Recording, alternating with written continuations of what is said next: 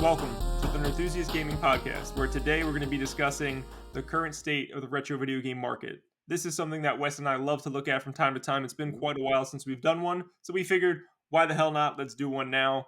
We're going to be talking about what's hot in the retro gaming market, what's not, and then we're going to be looking at some things that are lukewarm. Some of those are kind of on the rise, some of those are kind of on the decline, and we'll discuss those when we get to there.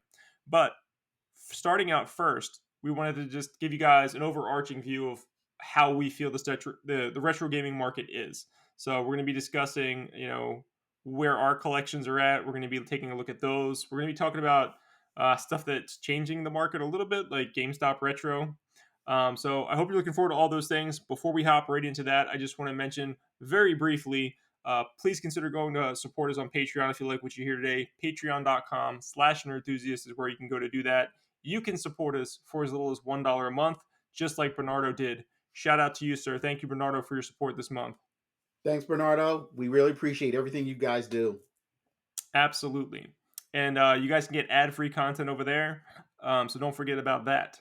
Big shout out to our sponsor this month, Wes, buzzleshopping.com. You guys can go there, get some awesome deals. You can go to that website. You can also download their app. Wes, you've downloaded the app and checked it out. Tell me a little bit about it, sir. I did. It's full of awesome deals.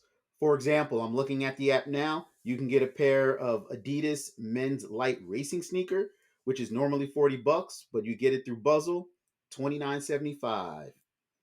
There you go, guys. Make sure you check it out, buzzleshopping.com, or download their app. So this episode's information, when we get into details about the pricing, was taken from Price Charting. That's the website we use to track it. Is it a perfect website? Nope, but it's a great way to look at things, to get a bunch of data throughout the years on different games, systems, etc. Our research was not all-encompassing data, but instead we looked at a variety of titles and compared our own collections for analysis. And I just wanted to remind you guys that we are collectors, we are not investors, so you can take our thoughts and opinion with a grain of salt. So, Wes, let's hop right into it, sir. The current state of the video game market. What do you see with your collection? Where do you want to start with this topic? I've been seeing a lot of decline in my collection. Okay. A lot of decline. There's a few standout exceptions. There's some stuff that's gone up, but as a whole, it's like my collection is slowly taking a decline. Not dramatic, but there's titles that I see have dropped a couple dollars here, dropped a couple dollars there. Yeah, I'm seeing similar things for the most part. What I would describe it as is stabilization, because we had that giant peak during the pandemic that skyrocketed our collection's value, right? And those things are starting to come back down to reality quite a bit. Um, it's not like to your point, they're not falling off a cliff, but they are certainly lower, and you're going to see that in a lot of the graphs Mm-hmm. and stuff that we put up when we show you guys the price of games. Sure, you're going to have outliers like truly rare games that are highly sought after. They're going to continue to incline no matter what. That it doesn't make a difference. Mm-hmm. They're not making more of those games. Even if they make um, digital versions like today, that might affect it a little bit. But the reality is, as you're going to see, a little Samson is still a little Samson, and it's still going to keep going up in value because it's limited. There's not a lot of them, and they're very expensive, and that's about it. Do you agree with my point that I think that it's like stabilizing, or do you think they're going to continue to like really keep going down for a while? Now, I think you hit it when you said that the market's kind of stabilized right now, but I think there's going to be room for some more decline. I agree with that for sure. I'm saying it's starting to stabilize, right? It is. It is. Like I said, there's not, like you said, they're not big gaps. It's like they're not plummeting, but just little decreases here or there. Right. And when we get into what's hot and what's not, we're going to kind of dissect what Mhm. systems, overall are seeing like more popular, what systems are being purchased more Mhm. popularly for, right? So we're going to get into those details in a minute. GameStop entered the retro gaming market. Do you think that this has any effect whatsoever on retro game prices? No, it's no. You know what? It's funny because The retro game market itself is still very, very popular, and it continues to grow and get more popular as time goes on. We did videos about going to the game conventions, and there's more and more people in attendance every year. So the popularity is there, but whether GameStop has any influence on that, absolutely not. Have you been in a GameStop and seen their retro section? So near me, we don't have any. We don't have any official like. If you go to their website, you can look at what stores are their retro stores. Mm-hmm. There's not any near me, so no, I haven't been to any. But all their stores, the way it works is all their stores collect the inventory and they ship it Mm-hmm. out to like the retro store. But if someone came in and wanted to buy a game and they had it, they could sell it. Like, and if it was, I guess they're probably sending them out like weekly or something to Yeah, the retro store, right? to the actual retro store. Now, keep in mind, their actual retro store is a store that has a 4 foot section.